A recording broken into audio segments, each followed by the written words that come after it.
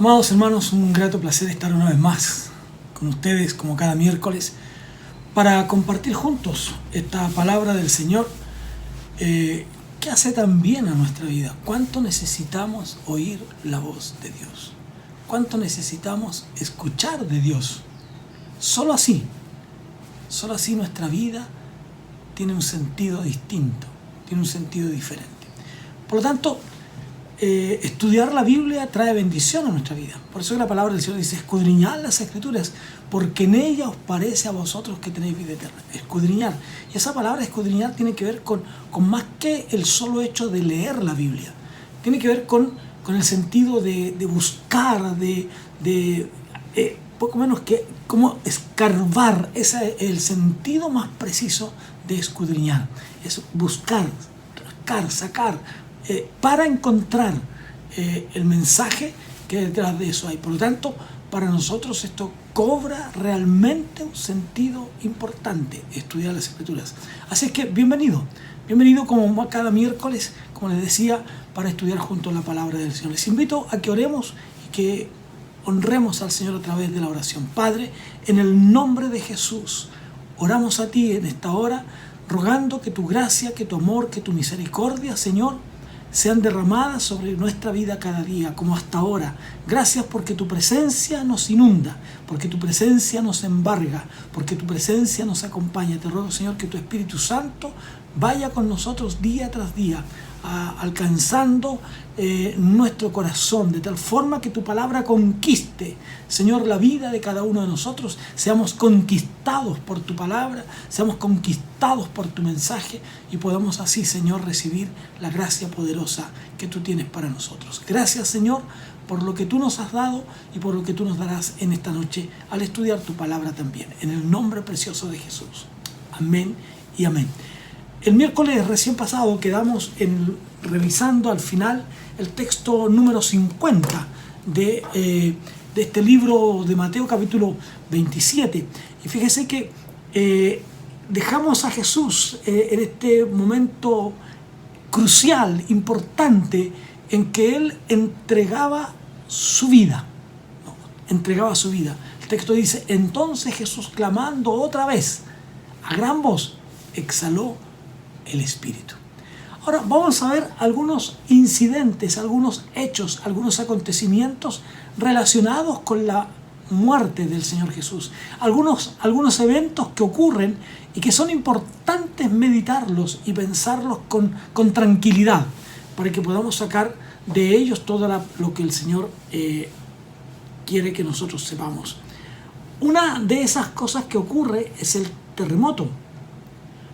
Un gran terremoto. Y lo otro es que el velo del templo o la cortina del templo se rasgó en dos partes. Esta cortina que separaba el lugar santo del santísimo se rasgó, dice el texto 51, en dos partes. Dice: y aquí el velo del templo se rasgó en dos, de arriba a abajo, y la tierra tembló. Fíjese que yo quisiera que aquí nosotros meditáramos en algunas cosas que son importantes resaltar en este texto y pensar lo que significan para nosotros en este tiempo el hecho de que el templo se rasgara en dos. De alguna manera tenemos que tratar de sacar todo el mensaje que en esto hay para nosotros. En el templo había al menos dos velos, dos cortinas.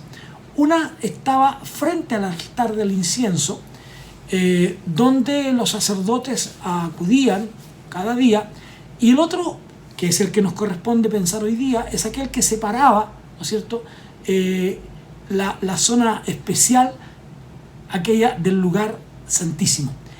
Y a ese lugar, como ya sabemos, podía ingresar el sumo sacerdote solo una vez al año. Para poder darnos una idea importante de esto, algunos historiadores nos dicen lo siguiente, que era tal la fortaleza de este velo, incluso un historiador se atreve a decir que ni con 2 caballos unidos se podría cortar esta cortina, ¿no? Pero esta cortina tenía aproximadamente unos 20 metros de altura, y un espesor aproximado de unos 10, 12 centímetros aproximadamente. Así es que era realmente una cortina muy pesada, ¿no? Y respondía, ¿no es cierto?, esta cortina a lo que era la construcción del templo mismo, y a lo que decía el libro de Éxodo, ¿no? En el libro de Éxodo, el capítulo 26, yo quisiera leerlo, capítulo 26 del verso 31 al 33, en el libro de Éxodo, dice lo siguiente en relación a este velo. También dice: harás un velo de azul, púrpura, carmesí y lino torcido. Será hecho de obra primorosa con querubines. Y lo pondrás sobre 4 columnas de madera de acacia cubiertas de oro, sus capiteles de oro, sobre basas de plata. Y pondrás el velo debajo de los corchetes y meterás allí del velo adentro el arca del testimonio, y aquel velo os hará separación entre el lugar santo y el lugar santísimo. Eso es lo que hacía entonces esta separación. Ahora, todavía hasta hoy en las sinagogas se acostumbra a colocar un velo con este simbolismo.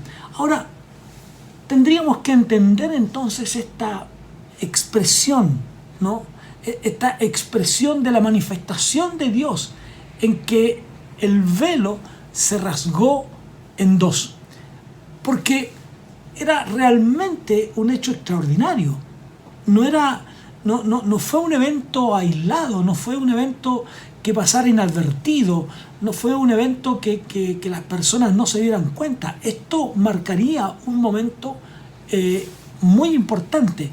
Fíjese usted lo grandioso de este velo, pero que es opacado con lo grandioso del evento de la muerte del Señor Jesús.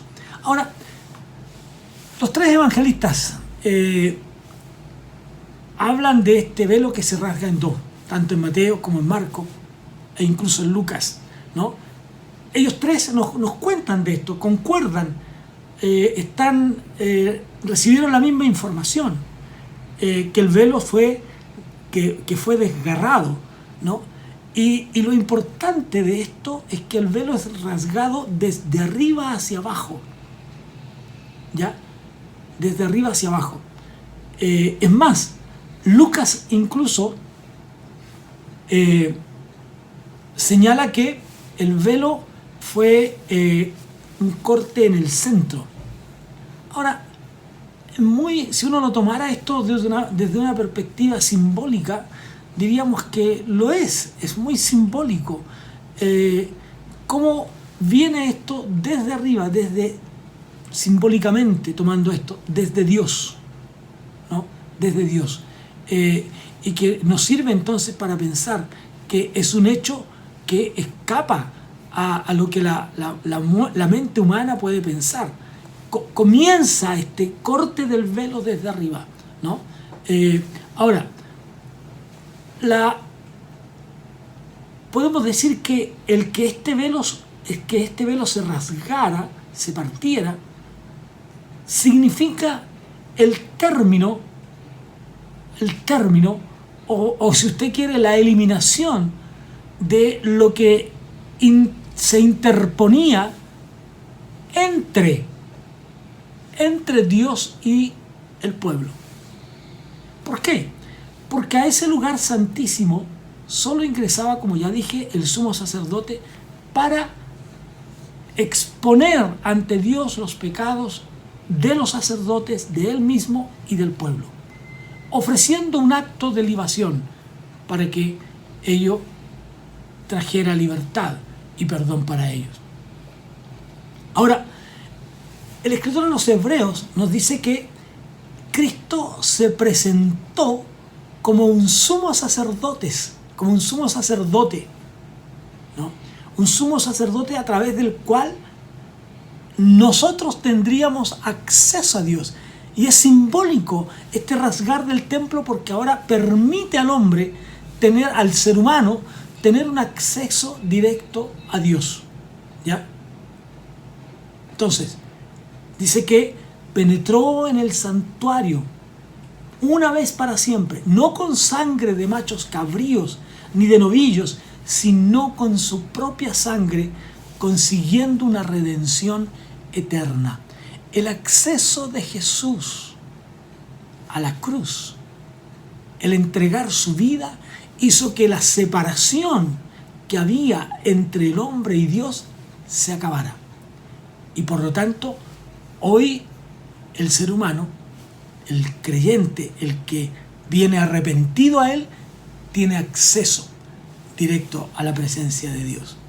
Así es que, de esta forma entonces, la salvación ya no es excluyente, sino que es incluyente, incluye a todo aquel que arrepentido viene a la presencia del Señor. Todo aquel. Así es que, de esa manera, Dios está con nosotros todos los días y hasta el fin del tiempo.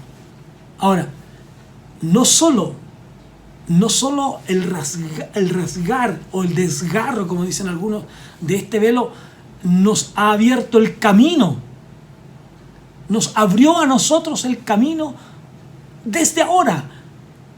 No solo en ese momento, sino que el desgarro, el rasgado de este velo hace posible que nosotros tengamos libre acceso a la presencia del Señor. Siempre. Así es que este hecho que nos marca el escritor Mateo aquí, cuando nos habla del desgarro, que el velo fue rasgado, no es tan simple, no es un hecho que pueda pasar inadvertido, sino que allí está. Cuando su cuerpo es desgarrado en la cruz del Calvario, también se desgarra el velo. Y por lo tanto, el pecador puede acceder a la presencia de Dios. Por lo tanto, el pecador puede acceder a Dios. Así es que, de esa manera entonces, el apóstol Pablo nos señala, ¿no es cierto? Y nos dice, por eso que puede asegurarlo, ¿no?, que hay un solo Dios, ¿no?, y también hay un solo mediador, porque Cristo el Señor se ofreció en rescate por nosotros y por nuestros pecados. Ahora bien, los versículos que siguen, ¿no es cierto?, dice, y los sepulcros se abrieron, y los cuerpos de muchos santos que habían dormido resucitaron, y saliendo de los sepulcros después de la resurrección de Jesús, entraron en la santa ciudad y se aparecieron a muchos. Es verdad que este es un relato interesante, pero del que no tenemos más antecedentes, ¿no? Este hecho nos hubiera gustado que el relato hubiera tenido más detalles. Solo podríamos atrevernos a decir que así como creemos que Jesús resucitó de entre los muertos, lo que la palabra de Dios dice para nosotros es verdad. En el capítulo 4 de Efesios, capítulo 4, versículos 8 al 10, el apóstol Pablo nos enseña algo importante y dice lo siguiente: por lo cual dice, subiendo a lo alto, llevó cautiva la cautividad y dio dones a los hombres. Y eso de que subió, ¿qué es sino que también había descendido primero a las partes más bajas de la tierra? El que descendió es el mismo que también subió por encima de todos los cielos para llenarlo todo. Lo que podemos decir que este grupo que el Señor lleva consigo en esta ascensión, ¿no?, este terremoto que ocurre en el versículo 51, no fue un fruto de la casualidad, fue controlado, ¿no? Se abren las sepulturas. Y muchos de los muertos resucitaron. Ahora dice el texto que hay testigos de eso. Pero como digo, no tenemos más detalles de esto. No encontramos más detalles. Ahora, por lo tanto, tenemos que quedarnos con la explicación que nos da el mismo texto bíblico, de que esto ocurrió de esa manera. En el versículo 54 dice que el centurión y los que estaban con él custodiando a Jesús, cuando vieron el terremoto y las cosas que sucedían, se asustaron mucho. Se asustaron mucho y dijeron: en verdad, este era el Hijo de Dios. ¿Sabe qué? Este hombre que estaba a cargo de la custodia, este oficial romano que estaba a cargo de la crucifixión de Jesús y de todo este evento, cuando él presencia estos hechos, cuando él escucha las palabras de Jesús, imagínese usted todo lo que está pasando por la vida de este hombre. Están ocurriendo actos que nunca antes habían pasado con alguno que había muerto. Y es muy probable, así tiene que haber sido, que él había ya crucificado a otros. Por lo tanto, era un hombre tal vez incluso de una dureza más allá de lo normal en un ser humano, ya acostumbrado, ¿no? A la muerte. Por lo tanto, empieza a llamarle la atención algunos actos que aquí están aconteciendo y que son extraordinarios. Y junto con Jesús, entonces está el velo del templo, pero ahora él observa el terremoto. Cuando él ve todas estas cosas, dice que le produce mucho miedo. Y piensa y dice: este era el Hijo de Dios. ¿Se imagina usted lo que este soldado romano siente? Un hombre fuerte, un hombre de guerra, un hombre de batalla. Dice que se asustaron. Y es muy probable que los hechos que estaban aconteciendo produjeron en él la necesidad no solo de reconocer que Jesús era el Hijo de Dios, sino que además de eso, entregarle a él su vida. Y tal vez como él, preso que estaba junto a Jesús, alcanzó salvación, como decíamos la semana pasada, alcancé salvación. En el último instante de su vida, este hombre también haya alcanzado salvación ese día. Como soldado romano, es probable que a él Jesús no le significaba nada. A él Jesús no le impartía ninguna cosa en su vida.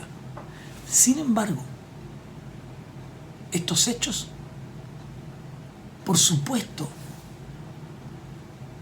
que fue lo suficientemente necesario para transformar su vida y darse cuenta y decir: este era el Hijo de Dios. Y por lo tanto, como cualquier pecador,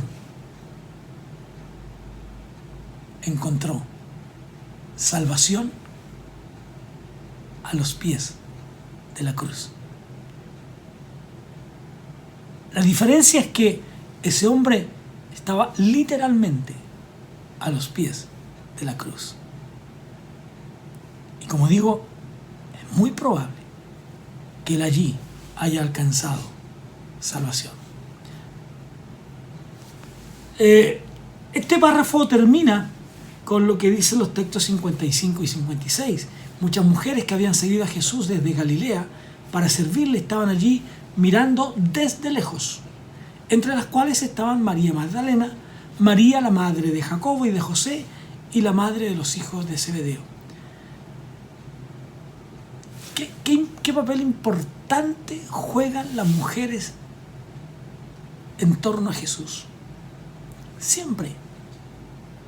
Mujeres con las cuales Él convivió y que fueron importantes en su ministerio y que fueron de bendición para entregar un mensaje a otros, como Marta y María,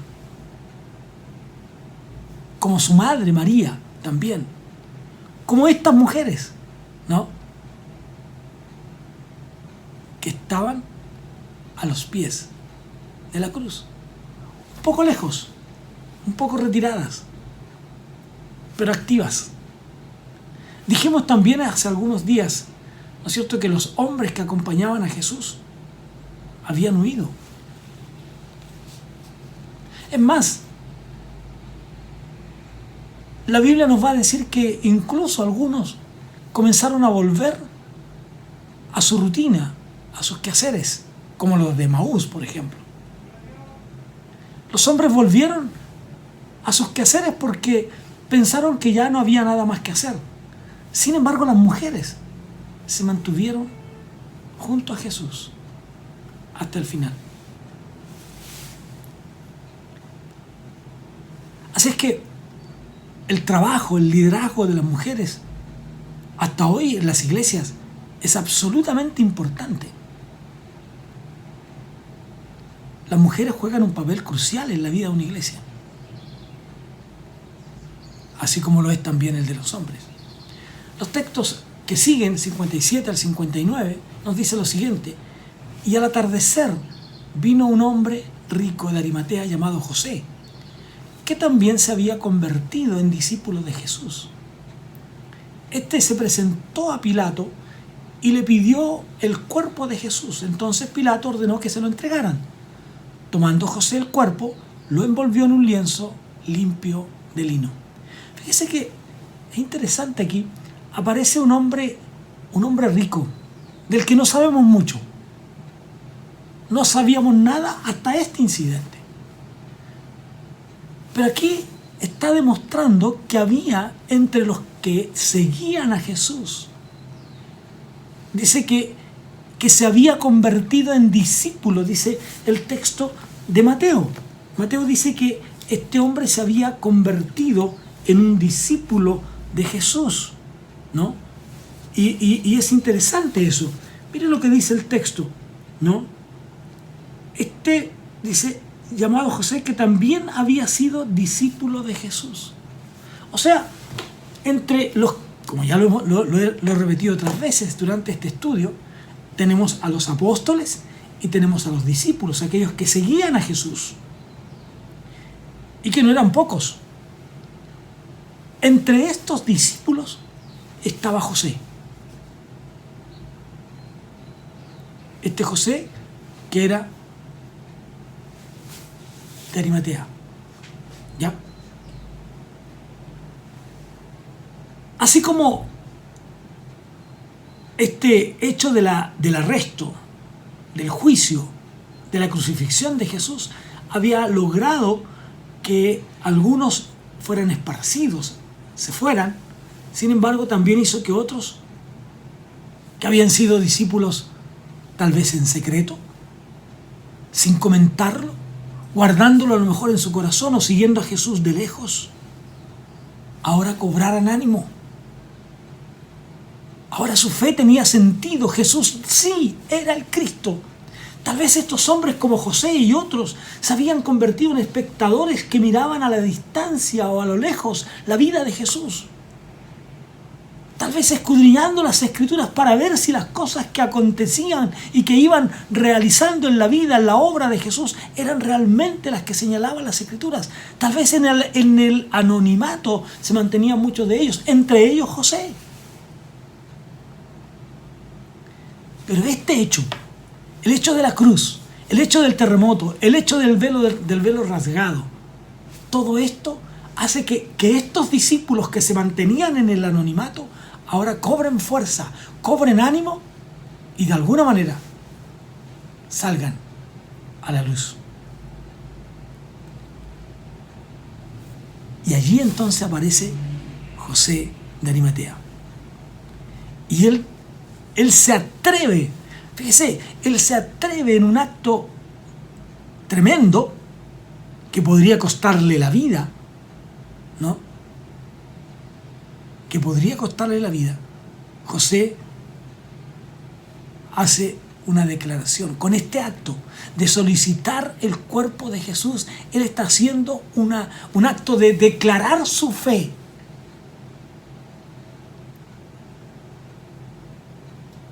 Porque se presenta ante Pilato para solicitar el cuerpo de Jesús.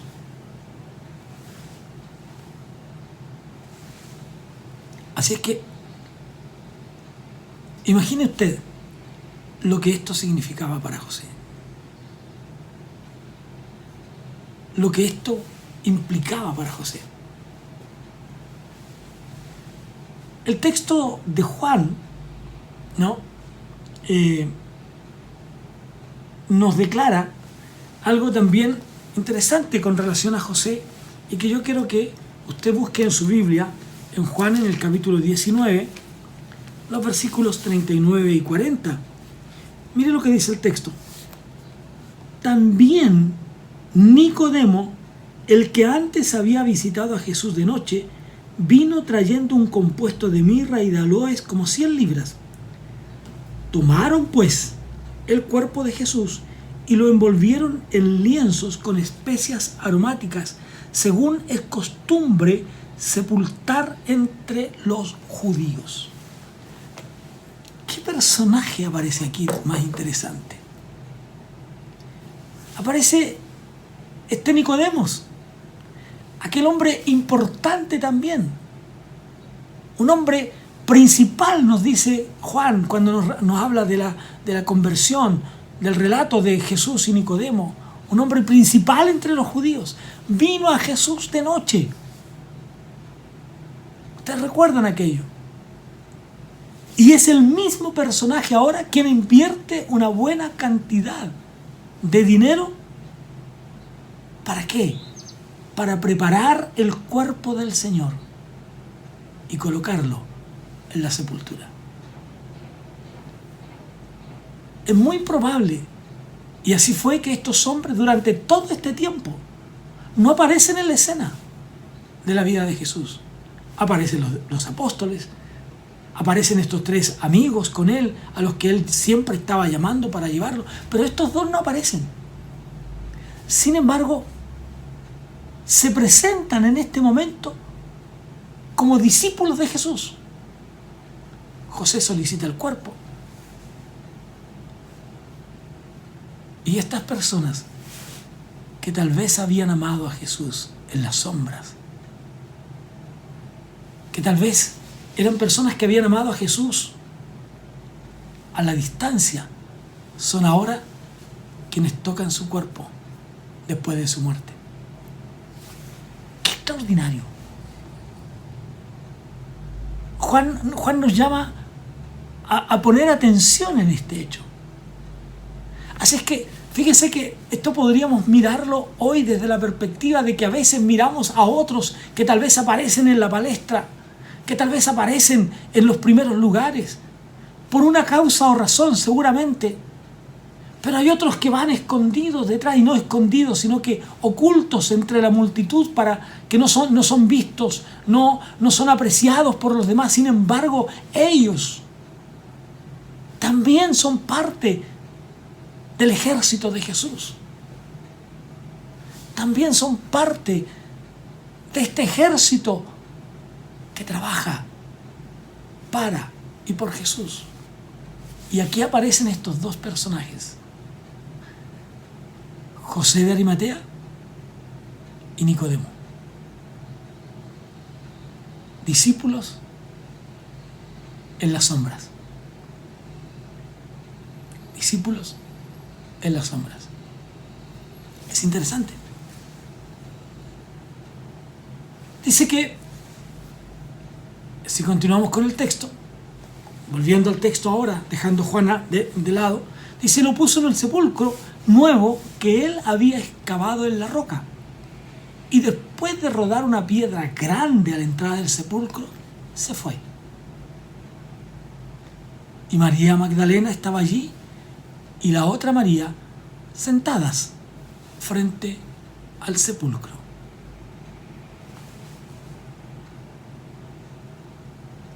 ¿Cuántas cosas habían en el corazón de estas mujeres?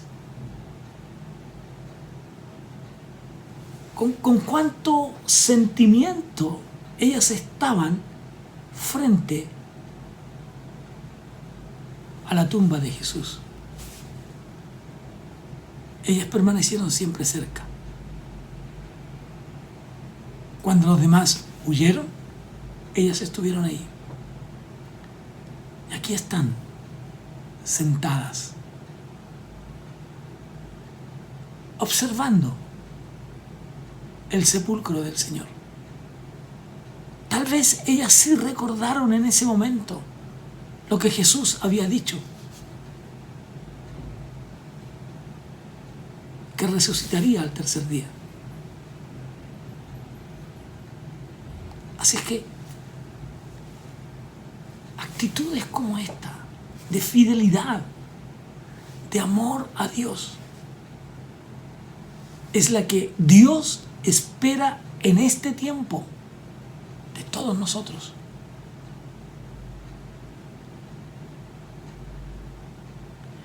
Que podamos observar con pasión, con cariño, con abnegación el tremendo sacrificio de Jesús por nosotros. Y podamos de esa manera demostrar que lo amamos. Estas mujeres nos dejan a la iglesia del siglo XXI una gran enseñanza. Ellas nunca abandonaron a Jesús. Ellas siempre permanecieron cerca de Jesús. Así como el velo desgarrado, así como el velo rasgado, estaba también el corazón de estas mujeres. Por lo tanto, con profunda tristeza, pero sin duda que con una profunda y un profundo sentimiento de amor, estaban frente al Calvario. Luego, el texto bíblico nos dice de que el cuerpo del Señor fue custodiado por soldados. Y los textos siguientes dicen lo siguiente: al día siguiente, que es después de la preparación, se reunieron los principales sacerdotes y los fariseos ante Pilato diciendo: Señor, nos acordamos que aquel engañador dijo viviendo aún: después de 3 días resucitaré. Manda pues que se asegure el sepulcro hasta el tercer día, no sea que vengan sus discípulos de noche y lo hurten y digan al pueblo: resucitó de entre los muertos, y será el postrer error peor que el primero. Y Pilato les dijo: ahí tenéis una guardia, id, aseguradlo como sabéis. Entonces ellos fueron y aseguraron el sepulcro, sellando la piedra y poniendo la guardia. Fíjese que la maldad de estos hombres, ellos querían borrar todo vestigio de la vida de Jesús. Ellos no querían que nada quedara de Jesús. Ellos que habían urdido matarlo, ellos que habían preparado todo un juicio falso, ellos que habían maquinado cómo matar a Jesús con testigos falsos, ahora están sembrando todavía más cizaña en el corazón de Pilato y diciendo: Señor, este hombre dijo que al tercer día iba a resucitar. Ellos no podían olvidar aquello. Hay que asegurar la sepultura, no sea que los discípulos se lo roben.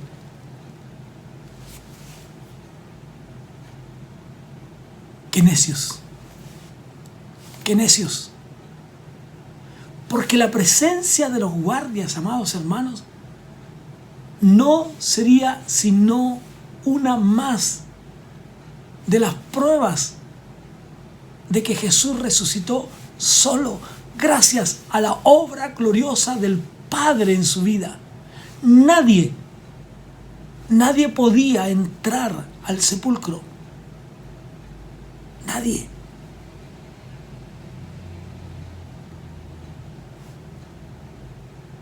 Lo que ellos estaban haciendo sin siquiera saberlo era colocar a la entrada de la tumba, colocar testigos que dijeran después que la tumba nunca fue abierta por un ser humano.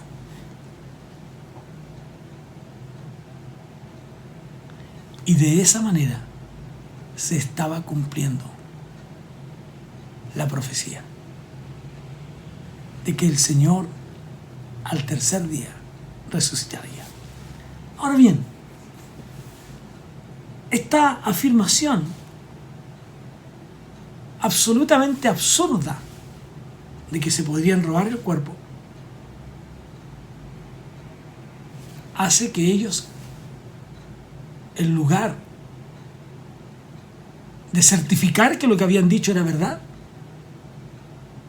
no logran otra cosa que se certifique que Jesús era el Cristo.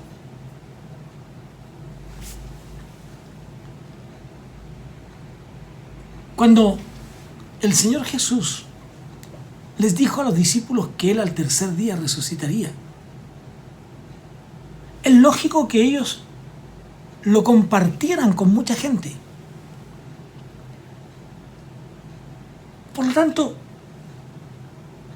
era de esperar que muchos supieran que ese era un hecho real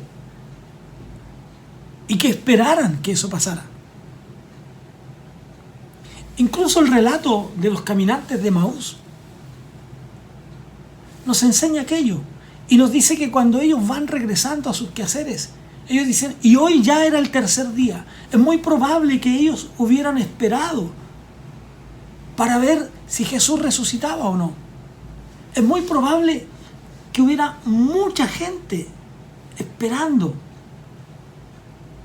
que Jesús resucitara. Ahora, estos maquinadores no esperaban que Jesús resucitara.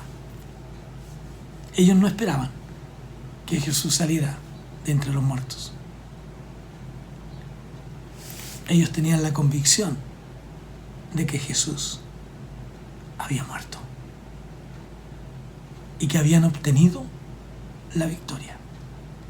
No solo ellos, sino también había alguien que se consideraba victorioso ante la tumba de Jesús. Y ese era Satanás. Así es que la gente sí sabía, la gente sí recordaba, pero este hecho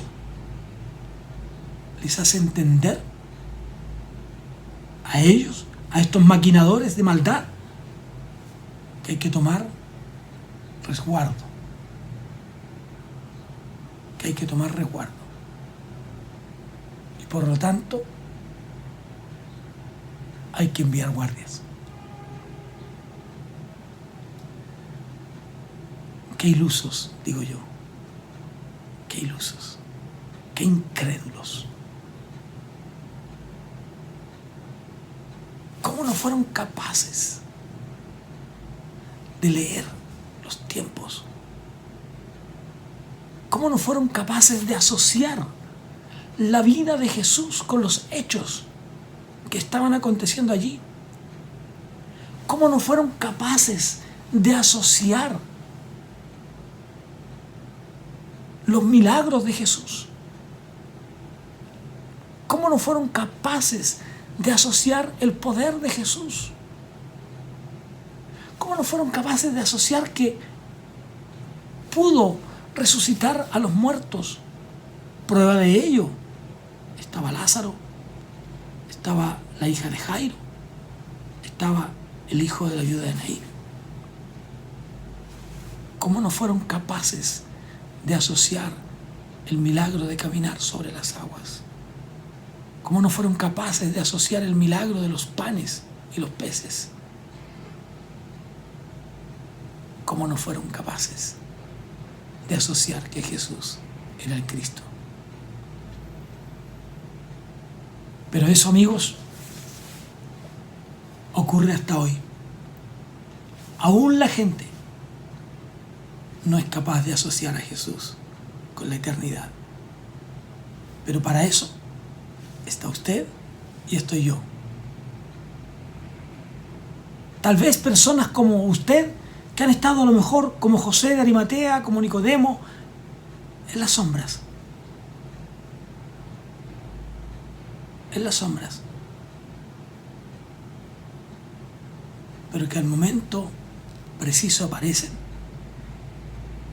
y nos dejan una gran enseñanza de lealtad hacia el Cristo que estaba en la cruz. Y ungen su cuerpo con especias aromáticas y lo colocan sobre la tumba. Usted es uno de ellos. Vamos a dejar nuestro estudio hasta aquí hoy para comenzar la próxima semana con el capítulo 28. Estamos ya llegando al final de nuestro estudio. Pero recuerde, usted es uno de esos discípulos. Señor, tú conoces nuestra vida. Tú sabes quiénes somos. Yo te ruego en esta hora, Señor, en el nombre de Jesús, que tu Espíritu Santo sea con cada uno de nosotros. De tal forma, Señor, que todo lo que hagamos siempre sea para honrar tu nombre. Que seamos como esos discípulos en el anonimato. Pero que cuando llegue el momento podamos dar testimonio público de que tú eres el Cristo, el Hijo del Dios viviente. Gracias. En el nombre de Jesús. Amén y amén. Que Dios les bendiga, mis amados hermanos, y nos volvemos a encontrar el próximo miércoles con un nuevo estudio de la palabra del Señor. Un gran abrazo y que Dios les bendiga.